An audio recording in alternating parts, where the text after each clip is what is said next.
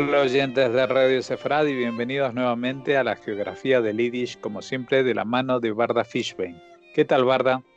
Hola Jorge, hola a los oyentes de Radio Sefarad. Bueno, Yovke es una ciudad situada actualmente al oeste de Ucrania, en la región del Lviv, que en época polaca y rusa se llamó Lvov, y en época del Imperio Austrohúngaro Lemberg, nombre en alemán que después recuperaron los nazis, el periodo de la Segunda Guerra Mundial en que gobernaron la ciudad. Se fundó como una localidad fortificada privada en 1597, pero ya entonces había registrada población judía desde 5 o 6 años antes. El enclave es pequeño, incluso sobre todo en la actualidad, con una población de no más de 15.000 habitantes, pero en aquella época era un pueblo grande o una ciudad pequeña, digamos, que tenía gran importancia estratégica porque se hallaba en una encrucijada de caminos que conducían a ciudades más grandes y de interés comercial. Pasó a ser ciudad con todas las características inherentes a esto en el año 1603 por decisión del rey Segismundo III Vasa. En el siguiente siglo, convertida por este mismo monarca en residencia real, pasó por un periodo de construcción arquitectónica floreciente, incluyendo que en esa época se construyó una sinagoga al estilo de una fortaleza que fue cofinanciada por la Keilah y por el rey Juan III Sobieski. El fundador y propietario anterior, el de la fortaleza privada, se llamaba Stanislav Solkiewski, por quien inicialmente el emplazamiento recibió el nombre de Solkiev. Les había otorgado este hombre un privilegio comunal a los judíos 3 años antes, en 1600, y por esa época la comunidad se sabe que mantenía un Ekdesh, un asilo para indigentes. La lápida más antigua del cementerio judío local lleva grabada la fecha de 1610, aunque la Keilah por entonces aún no era autónoma, ya que hasta 1620 dependía del Lvov, actual Lviv, como hemos dicho. A finales de ese siglo se construyó otra sinagoga, en este caso de piedra, parte de la cual se conserva aún y está en proceso de restauración. Fue restaurada varias veces a lo largo de su historia y todavía está, porque está enclavada en el casco histórico de la ciudad, declarado Monumento de Interés Cultural por la UNESCO. Las viviendas judías de Yovke en 1628 eran 21, que en 1680 ya habían crecido hasta ser 88 sobre un total de 210. Este rey antes mencionado, Jan Sobieski, otorgó a los judíos en 1690 otro privilegio más, que fue el permiso para fundar una imprenta hebrea. Y 3 años después se registra en documentos la existencia de un gremio de sastres judíos de la localidad. En el siguiente siglo ya eran de propiedad judía 168 de las 256 casas de la ciudad, lo que indica el crecimiento numérico de la Keilah y su creciente prosperidad.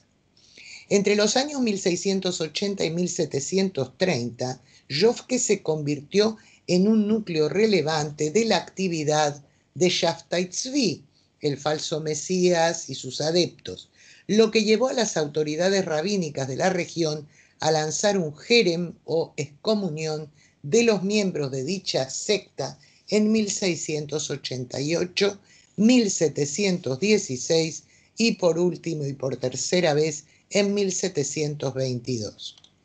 En los inicios del siglo XVIII, Yovke era ya una Keilah destacada, de la que dependían otras más pequeñas, a las que servía como centro administrativo. A finales de esa centuria se había convertido en un importante centro del movimiento de la Ilustración, de la Haskalah. En esa época muchos judíos se ganaban muy bien la vida como propietarios o trabajadores de la importante industria peletera local. En el siglo siguiente, concretamente en el año 1833, la sinagoga de piedra fue parcialmente dañada por un incendio, pero fue recuperada y más tarde se renovó el edificio original en los años 1908, 1935 y en el bienio 1955-56, tal como se ha dicho antes, que a lo largo de su historia fue reformada varias veces. En el año 1862, la Keilah fundó un hospital para pobres. Hacia 1870, la población judía era de más de 3.000 personas y en 1910 representaba más del 40% del total de los vecinos. Antes del estallido de la Segunda Guerra Mundial, además de las instituciones religiosas, había en Yofke una escuela de la red laica Tarbut, una sociedad artística llamada Cultura y un equipo de fútbol judío. En 1939, junto con el resto del distrito al que pertenecía y en razón del pacto entre Alemania y la Unión Soviética, quedó bajo gobierno de esta última hasta 1941. En la ejecución de la Operación Barbarroja, con la ruptura del pacto mencionado, entre 1941 y 1944, la ciudad fue ocupada por los nazis. Por entonces los judíos eran casi la mitad de los vecinos, alrededor de 5.000. En junio de 1941, las tropas alemanas entraron en Yofke y volaron la sinagoga, que fue presa de las llamas, aunque el muro exterior resistió.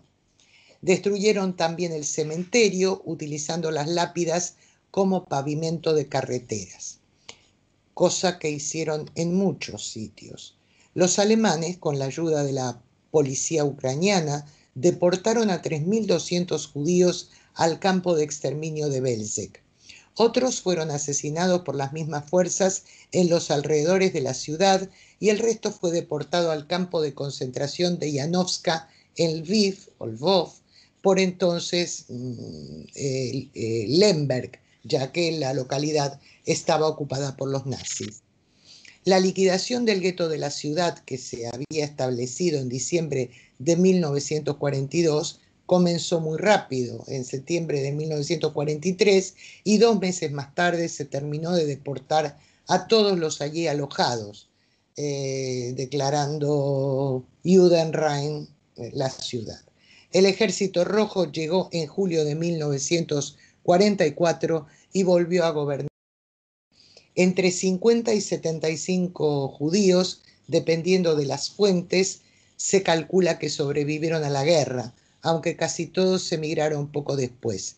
En 1945 la ciudad quedó anexada a la Unión Soviética como parte del territorio de la República Socialista Soviética de Ucrania y desde 1992 pertenece a la República Independiente de Ucrania.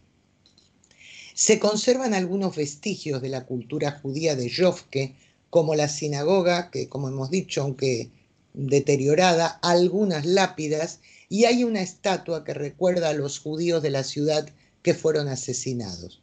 En el año 2000, el edificio de la sinagoga fue declarado uno de los sitios más amenazados del mundo por ruina por el Fondo Mundial de Monumentos, de modo que al año siguiente se inició una vez más una restauración apoyada por el Programa de Herencia Judía y otras instituciones dedicadas a cuidar patrimonios culturales. Está situada en el centro de la ciudad de Yofke, que como hemos dicho, está declarado Patrimonio de la Humanidad en 1994. En esta ciudad nacieron muchas y destacadas figuras.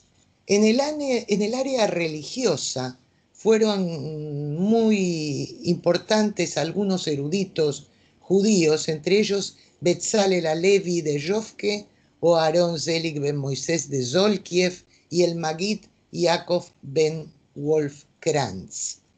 También nacida allí fue Salsia Lautmann, nacida con el nombre Salsia Pasbeck en 1911. Una escritora e importante investigadora de la cultura en lengua yiddish. Escribió una magnífica obra titulada Der Yiddischer Witz, el humor judío, para contribuir a la preservación de ese acervo cultural. Lautmann fue también una de las fundadoras del Pen Club Internacional en Liechtenstein. Falleció en la localidad de St. Gallen, en Suiza, en el año 2002. Además de los rabinos mencionados antes, en 1924 nació también en Yovke Rabbi Zalman Schachter Shalomi. Este último apellido fue agregado por él mismo a partir de la palabra hebrea shalom, que significa paz. Además de rabino, fue filósofo, maestro y profesor emérito del Temple University. Schachter creció en Viena, se educó en un instituto secundario sionista y a la vez en una yeshiva ortodoxa. Se marchó de Viena debido a la Anschluss, pero fue confinado en un campo de detención francés en Vichy. Huyó ante el avance nazi sobre este país y en 1941 llegó a Estados Unidos. 6 años más tarde fue ordenado rabino de la corriente Chabad Lubavitch y como tal se empleó en las congregaciones Chabad de Massachusetts y Connecticut. Schachter dejó la corriente Chabad Lubavitch en la década de 1960, cuando el movimiento hippie se hallaba en ascenso, después de experimentar con ácido lisérgico y al mismo tiempo se fue acercando a la mística cristiana.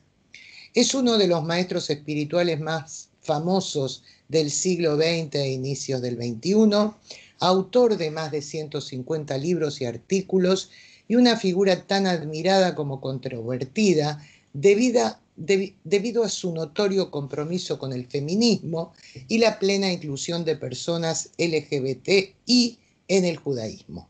Schachter Shalomi falleció en el año 2014. Yovke también fue la cuna de la sobreviviente de la Shoah, Clara Kramer, nacida en 1927, autora junto a Stephen Glantz de un libro donde narra la experiencia que vivió con otros judíos cuando pasaron 20 meses escondidos en un búnker bajo una casa de la ciudad. El título en castellano del libro es La guerra de Clara y se publicó por primera vez en 2009 en Estados Unidos en inglés. Kramer es además una de las fundadoras del Centro de Recursos del Holocausto de la Universidad King en Union, Nueva Jersey. Su padre era propietario de una fábrica en Yovke. En 1941, cuando en la Operación Barbarroja los alemanes invadieron la ciudad y desalojaron a los soviéticos, ella y su familia, junto a varias personas, se ocultaron. Lo hicieron gracias a la ayuda de Valentín Beck, de etnia alemana, considerado antisemita, borracho y mujeriego, en quien los nazis confiaban, a tal punto que lo nombraron al frente de un almacén de bebidas alcohólicas. En el libro se relata que el espacio del búnker donde se ocultaba este grupo de judíos no era mayor que un establo de caballos. Fue precisamente mientras estaban allí cuando Clara comenzó a escribir un diario a sugerencia de su madre, con el fin de dejar un testimonio para el futuro de lo que estaban viviendo, para el caso de que no sobrevivieran para relatarlo. La única de las personas ocultas en el sótano que murió fue la hermana de Clara, que ante un conato de incendio que se desató en la casa, huyó despavorida y fue capturada por los nazis que la asesinaron en el acto. Los demás sobrevivieron hasta que el Ejército Rojo liberó la localidad. Kramer escribió que solo 50 vecinos de Yovke sobrevivieron a la guerra de los casi 5.000 que vivían allí. Hace 2 semanas, cuando visitamos Volkovsk en la geografía del Yiddish, mencionamos al jurista Rafael Lemkin, que acuñó el término genocidio. Contemporáneo de Lemkin fue Hersch Lauterpacht o Sir Hersch Lauterpacht, que nació en Yovke en 1897 y que creó por la misma época la figura jurídica Crímenes de lesa humanidad. Lauterpacht fue un destacado abogado internacional británico, juez de la Corte Internacional de Justicia y miembro de la Comisión de Derecho Internacional de las Naciones Unidas. Tras estudiar en Lemberg, porque en su época la ciudad pertenecía al Imperio Austrohúngaro, se trasladó a Viena y luego a Londres, donde se convirtió en abogado internacional. Obtuvo una licenciatura y un doctorado por la London School of Economics en 1925. A partir del año 1937 escribió varios libros sobre derecho internacional. Contribuyó en el proceso de los acusados en los juicios de Nuremberg, redactando una gran parte del discurso de acusación del fiscal británico Hartley Shawcross. Y a diferencia del término acuñado por su contemporáneo Raphael Lemkin, cuyo término genocidio no se utilizó, fue precisamente por crímenes de lesa humanidad uno de los crímenes del que se acusó y por los que se condenó a los líderes nazis juzgados en 1949 por el tribunal reunido en la ciudad antes mencionada, cuyos fiscales fueron nominados por las 4 potencias vencedoras en la Segunda Guerra Mundial: Inglaterra, Estados Unidos, Francia y la Unión Soviética. Entre 1952 y 1954, Lauterpacht fue miembro de la Comisión de Derecho Internacional de las Naciones Unidas y desde 1955 hasta 1960, magistrado de la Corte Internacional de Justicia. El Centro Lauterpacht de Derecho Internacional de la Universidad de Cambridge lleva su nombre y el de su hijo, Sir Eliyahu Lauterpacht, que fundó dicho centro y fue su primer director. Algunas grandes figuras del derecho y la jurisprudencia internacional consideran que Lauterpacht fue uno de los pocos abogados internacionales que ya defendían los derechos humanos al final de la década de 1940, cuando nadie se ocupaba de esto. Su pensamiento quedó plasmado en este elocuente párrafo de su autoría. Todos los genocidios son crímenes de lesa humanidad, pero no todos los crímenes de lesa humanidad son genocidios. Los genocidios requieren un mayor nivel de prueba, ya que es preciso probar la intención de querer destruir a un grupo. Para Lauterpacht, los derechos humanos eran una cuestión de derechos de cada individuo, mientras que para Lemkin los derechos individuales debían considerarse los del grupo de pertenencia. Este jurista falleció en Inglaterra en el año 1960. Gracias al trabajo y el pensamiento de Lauterpacht y de su homólogo Raphael Lemkin, los tribunales de derechos humanos llevaron a juicios por crímenes de guerra contra la humanidad y genocidio a los responsables de limpiezas étnicas como las ocurridas en Ruanda o las matanzas de Srebrenica. Y bien, ya ves, la pequeña Zofke, qué personalidades interesantes nos ha legado. Sí, pues interesantes y muchas.